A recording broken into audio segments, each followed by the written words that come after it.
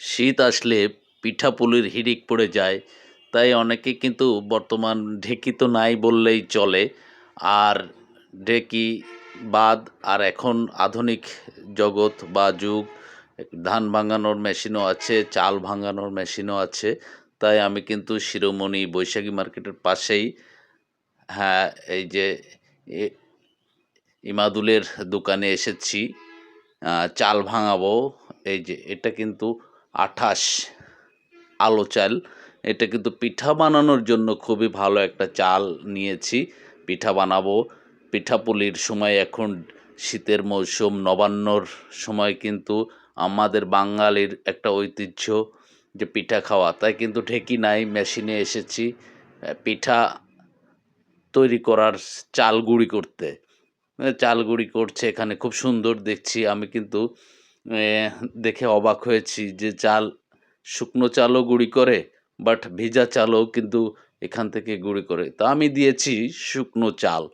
শুকনো চাল দিয়ে আমি সিস রুটি খুব পছন্দ করি, ভাপা পিঠাও পছন্দ করি, চিতই পিঠাও পছন্দ করি। তাই বাড়ি থেকে বলল যে একটু চাল ভাঙিয়ে নিয়ে আসিস। তাই আমি কিন্তু গিয়েছি চাল ভাঙাতে পাশের নিকটস্থ বাজারে। খুব ভালো লাগলো দেখে যে এরকম মেশিন আমাদের স্থানীয় শিরোমণি বাজারে এমাদুল ভাই কিন্তু এই যে চাল সব সিরিয়াল দিয়েছে, আমারটা দিয়েছে মেশিনে। আমি কিন্তু ভিডিওটা করে নিলাম আপনাদের দেখানোর জন্য। খুবই সুন্দর। এই নবান্নর সময় কিন্তু আমাদের সবারই, প্রত্যেকের বাড়িতে কিন্তু পিঠার হিড়িক পড়ে যায়। বাঙালি ঐতিহ্য পিঠা বানানো, বিভিন্ন রকম বাহারি পিঠা। আমি একটু আটাটা দেখছি কেমন মিহি হচ্ছে কিনা। তা দেখছি যে হ্যাঁ, মিহি। আটাটা কিন্তু ভালোই মিহি হচ্ছে, একদম সুন্দর। ঢেঁকির থেকেও ভালো। ঢেঁকিতেও তো চালা লাগে, কিন্তু হ্যাঁ, আমি কিন্তু কিউসি করে দেখলাম যে ভালো হয়েছে। তাই আপনারা যদি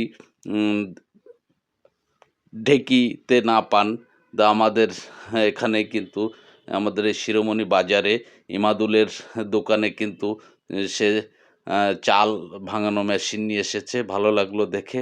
আমি কিন্তু খুবই স্যাটিসফাই হয়েছি। খুব 5 মিনিটেই আমার 3 কেজি চাল ভানিয়ে দিল। অনলি আমি 3 কেজি চাল কিনেছিলাম।